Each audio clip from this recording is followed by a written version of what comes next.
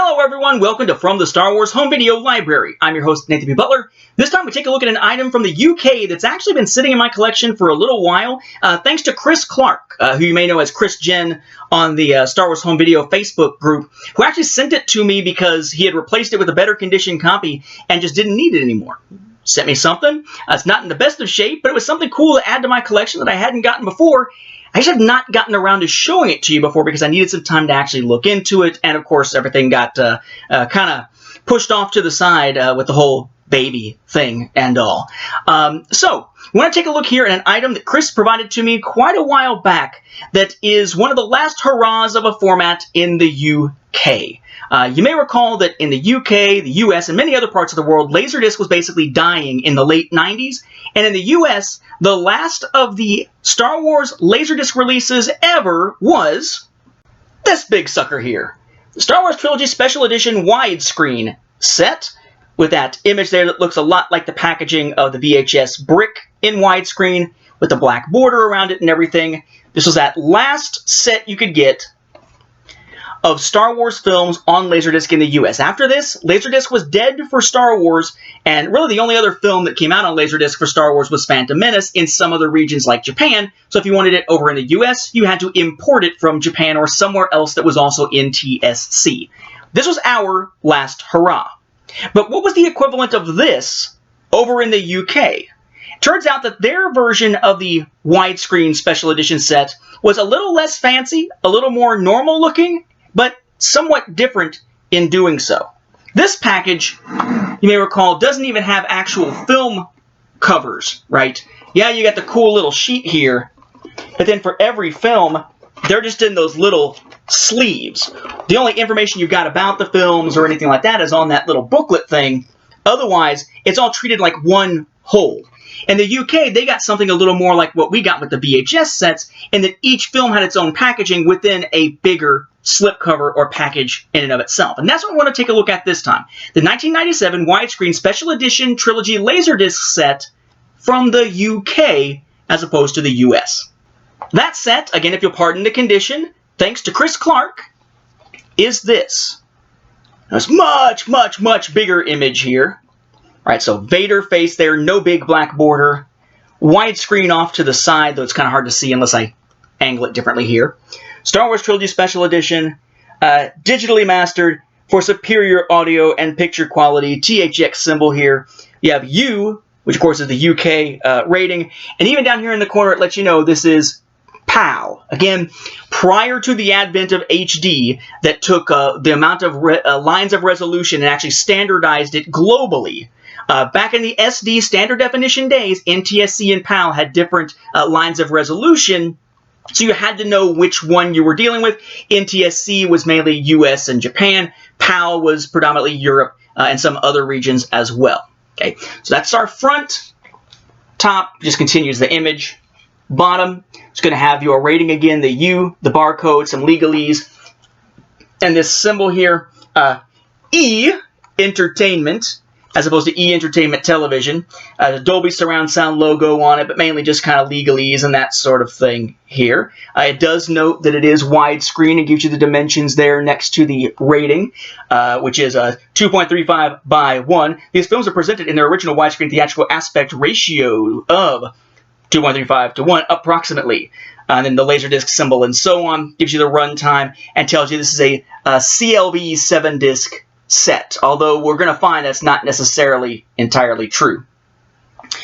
On the back, really fancy and cool looking here. It doesn't go for descriptive stuff, it's just the big Trilogy logo of the time, the logos of the individual films, 20th Century Fox Home Entertainment, Lucasfilm, legalese down at the bottom, and up in the corner a sticker. Kind of hard to show you here because it's just so tall, but it's a sticker that denotes this is part of the first pressing. This is number 3,224 of 5,000 of that first pressing. And so, pretty sweet there. The spine, 20th Century Fox Home Entertainment logo, Star Wars Trilogy Special Edition.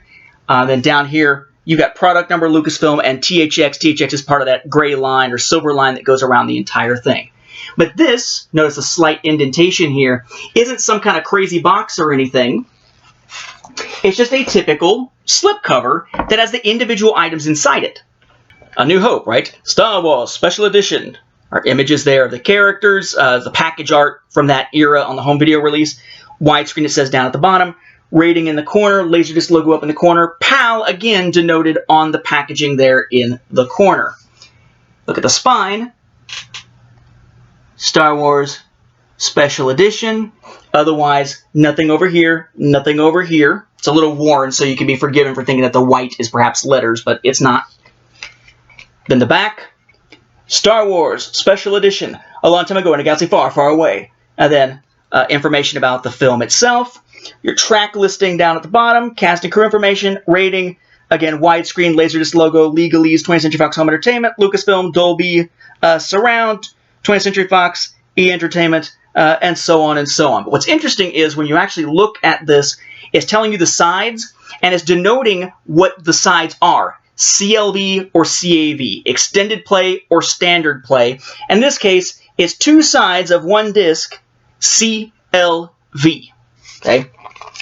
And two sides of one disc is going to mean time compressed, at least in previous experience here. It says approximate running time 120 minutes, so this must be time compressed, unfortunately. This is something you'd have to actually play in a PAL LaserDisc player, so I have not tried it out myself. Nothing fancy with the little sleeve that they're in to protect them. And then you got your disc here. Star Wars Special Edition. Rating, Side 1, CLV, PAL, E-Entertainment. Warning down there at the bottom about copyright, LaserDisc logo, product numbers, and whatnot. But this is like part of the image. It's hard to see there, but it's the X-Wing part of the image on the artwork. But if you flip it around for the other side, that background is Mos Eisley. So different backgrounds depending on which side of the label we're looking at. As you can see me seeing me, it's very meta. Then, of course, you got The Empire Strikes Back. Again, Empire Strikes Back, Special Edition. Same layout as we saw on A New Hope. Back, same layout again, except instead of saying a long time ago in Galaxy Far, Far Away, it says the battle continues. Okay, and again, it denotes CLV and CLV for both sides here, and approximate running time 122 minutes. Now, it suggests to me that it's not time compressed, but CLV typically needs more space for the film than that if it's not time compressed. Someone who's more into the UK LaserDisc could probably fill us in the comments down here. And then again, for the label, similar layout. The background of the one side, the first side, looks like basically the artwork on the packaging, but it's a location background for the other side, which in this case is Cloud City. Then finally spread across two discs instead of one, albeit spread across three sides rather than four, we have Return of the Jedi, Special Edition. Again, similar layout once again as far as the rating, the widescreen, the LaserDisc logo, and PAL up in the corner.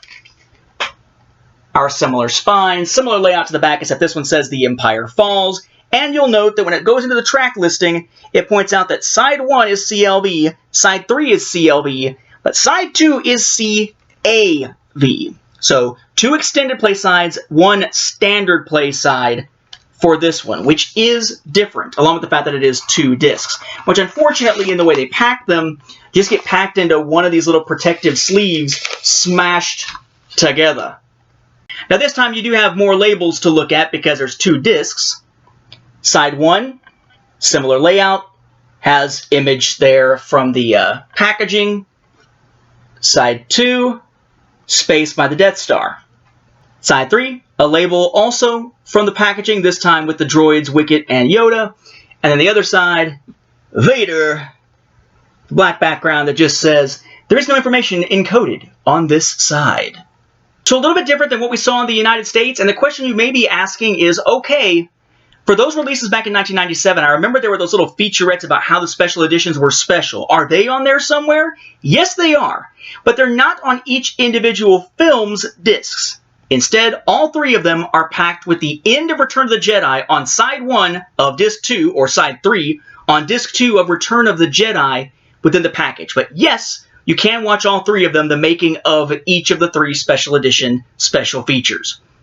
It's a little bit different than what we saw within the United States. I actually kind of like the packaging for the US one a little bit better as the final LaserDisc release, kind of making it look like it's something special. But had it not been, I think I would have preferred the look of the UK one because it was a little more in keeping with what we saw with the individual VHS releases and otherwise.